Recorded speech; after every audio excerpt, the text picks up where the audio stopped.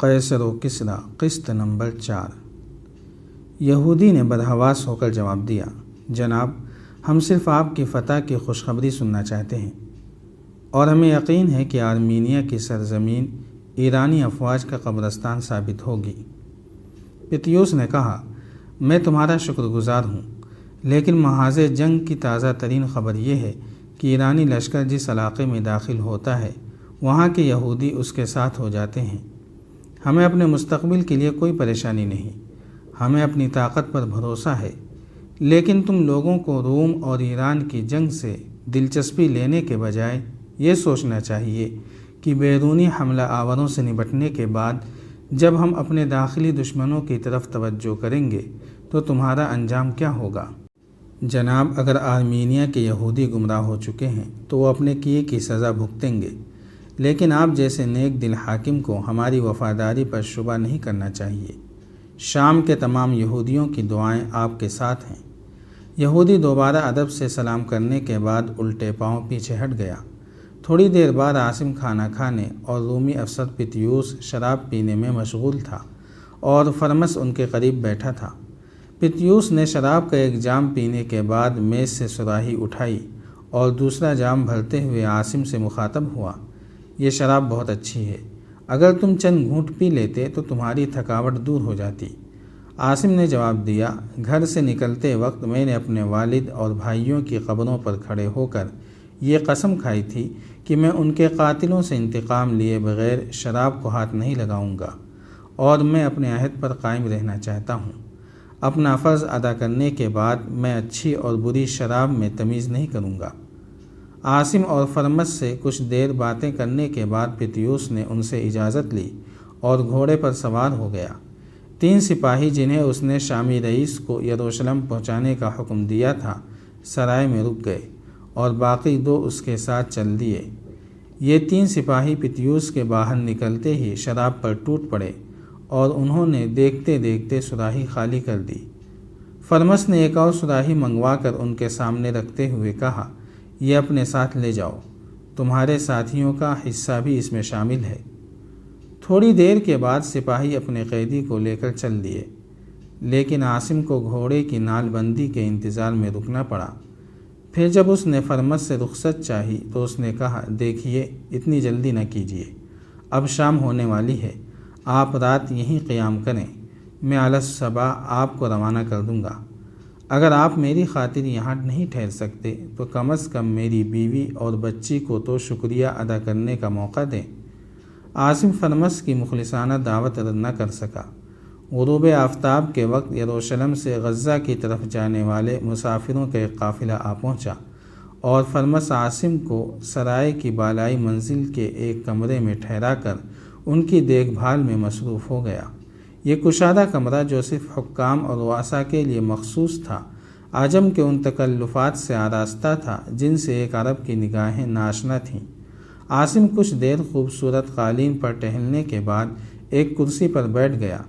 تھوڑی دیر بعد عباد ہانپتا ہوا کمرے میں داخل ہوا اور بولا، اگر آپ اجازت دیں تو وہ 2 گھوڑے ابھی فروخت ہو سکتے ہیں۔ ایک تاجر ان کے بدلے 2 تلواریں اور ریشم کی چند چادریں دینے کو تیار ہے۔ میں ان گھوڑوں کو ساتھ لے جانا خطرناک سمجھتا ہوں۔ اگر یروشلم میں اس شامی کے قبیلے کے کسی آدمی نے انہیں پہچان لیا تو ہم مشکل میں پھنس جائیں گے۔ سرائے کے مالک کا بھی یہی خیال ہے کہ اگر یہ گھوڑے یہیں بک جائیں تو بہتر ہوگا۔ عاصم نے کہا، آج قدرت ہمارے حال پر بہت مہربان ہے، میں ابھی ان گھوڑوں کے متعلق سوچ رہا تھا۔ تم جاؤ اور انہیں بلا توقف فروخت کر دو، لیکن میں تمہاری ایک بات سے بہت خفا ہوں۔ تمہیں معلوم ہے کہ اگر وہ رومی افسر سرائے کے مالک کا دوست نہ ہوتا تو آج تم چوری کے جرم میں پکڑے جاتے۔ ایک خطرناک آدمی کی تلوار چھین لینے کو تو شاید رومی بھی اتنا برا نہ سمجھتے، لیکن تمہیں اس کی جیب خالی کرتے ہوئے بھی کوئی شرم محسوس نہیں ہوئی؟ عباد نے جواب دیا، جناب، میں بیوقوف نہیں ہوں، میں نے یہ دیکھ لیا تھا کہ رومی افسر کو اس احمق سے ذرہ بھر ہمدردی نہیں۔ جب آپ اس کی قیمتی قبا پر تلوار کی مشق کر رہے تھے تو وہ قہقہے لگا رہا تھا۔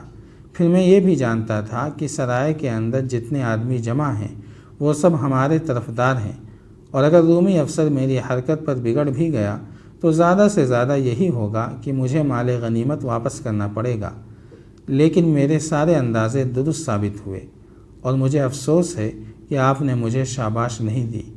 آپ نے یہ بھی نہیں پوچھا کہ اس تھیلی کے اندر کیا ہے۔ اچھا، اب بتا دو۔ جناب، تھیلی سے 30 سونے اور 52 چاندی کے سکے برآمد ہوئے ہیں، اور میرے ہاتھ ایک اور چیز بھی آ گئی تھی جس کا اب تک کسی کو علم نہیں۔ وہ کیا ہے؟ وہ ایک انگوٹھی ہے جسے اتارنے میں نے اس قدر ہوشیاری سے کام لیا تھا کہ اس کے غلام کو بھی پتہ نہیں چلا۔ عاصم نے کہا، اچھا اب تم جاؤ اور فوراً گھوڑے فروخت کر دو۔ آپ نہیں آئیں گے؟ نہیں، مجھے یہ اطمینان ہے کہ اس کام میں تم مجھ سے زیادہ ہوشیار ہو۔ اور سنو، تھیلی اور انگوٹھی تمہاری ہے، میرا اس میں کوئی حصہ نہیں۔ اب جاؤ۔ عباد مسکراتا ہوا وہاں سے چل دیا، لیکن دروازے کے قریب پہنچ کر اچانک رک گیا اور مڑ کر بولا، یہ کمرہ تو اس سرائے کے بجائے کسی محل کا حصہ معلوم ہوتا ہے۔ دیکھیے، ایسا قالین تو…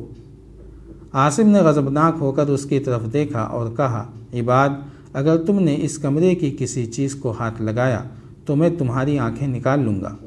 یہاں سے بھاگ جاؤ۔ عباد کمرے سے باہر نکل گیا اور عاصم کرسی سے اٹھ کر بستر پر لیٹ گیا۔ 1 ساعت بعد فرمس کمرے میں داخل ہوا تو عاصم گہری نیند سو رہا تھا۔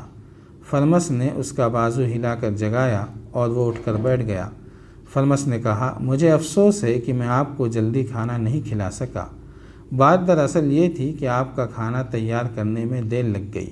میری بیوی اور بیٹی کو اس کا ملال تھا کہ آپ الصبا جا رہے ہیں، اس لیے وہ آپ کو اپنی پسند کے تمام کھانے کھلانا چاہتی تھیں۔ چلیے، وہ گھر میں آپ کا انتظار کر رہی ہیں۔ عاصم نے پوچھا، وہ گھوڑے فروخت ہو گئے ہیں؟ ہاں، ان کا معاوضہ تو بہت کم ملا ہے، لیکن آپ کی ایک الجھن دور ہو گئی ہے۔ آپ کا غلام بہت ہوشیار ہے، وہ بہت تھکا ہوا تھا، اس لیے میں نے اسے کھانا کھلا دیا ہے۔ عاصم اپنے میزبان کے ساتھ سرائے کے گرد نصف چکر لگانے کے بعد پچھلی طرف ایک چھوٹے سے سکونتی مکان میں داخل ہوا۔ بلند دیواروں سے گھرے ہوئے ایک تنگ صحن میں فرمس کی بیوی اور بیٹی کھڑی تھیں، اور سامنے ایک کمرے کے کھلے دروازے سے روشنی آ رہی تھی۔ انطونیہ نے اپنے باپ کے ہاتھ سے مشعل لے کر دیوار کے سہارے کھڑی کر دی، اور وہ کمرے میں داخل ہو کر دسترخوان پر بیٹھ گئے۔ انطونیہ اور اس کی ماں نے اپنے مہمان کی تواضع کے لیے شام، فلسطین، مصر اور روم کے تمام تکلفات صرف کر دیے تھے، اور عاصم، جسے اپنی زندگی میں پہلی بار ایسے مہذب انسانوں کے ساتھ بیٹھنے کا موقع ملا تھا، اپنی کمائیگی کے احساس سے پسا جا رہا تھا۔ انطونیہ، جسے اس نے پہلی بار انتہائی بے بسی کی حالت میں دیکھا تھا، اب اپنے قیمتی لباس میں ایک شہزادی معلوم ہوتی تھی۔ کھانے کے دوران میں روم اور ایران کی جنگ ان کی گفتگو کا موضوع تھی۔ فرمس نے آرمینیا میں ایرانیوں کے مظالم کی داستانیں بیان کرنے اور اس کے بعد انطاکیہ کی تباہی کا حال سنانے کے بعد کہا، اب نہ معلوم یہ طوفان کہاں جا کر رکے گا۔ ہم لوگ صدیوں سے مشرق اور مغرب کے ہولناک طوفانوں کا سامنا کر رہے ہیں۔ مصر اور شام میں ایک ظالم کے پرچم سرنگو ہوتے ہیں تو دوسرا جابر اپنے جھنڈے گاڑ دیتا ہے۔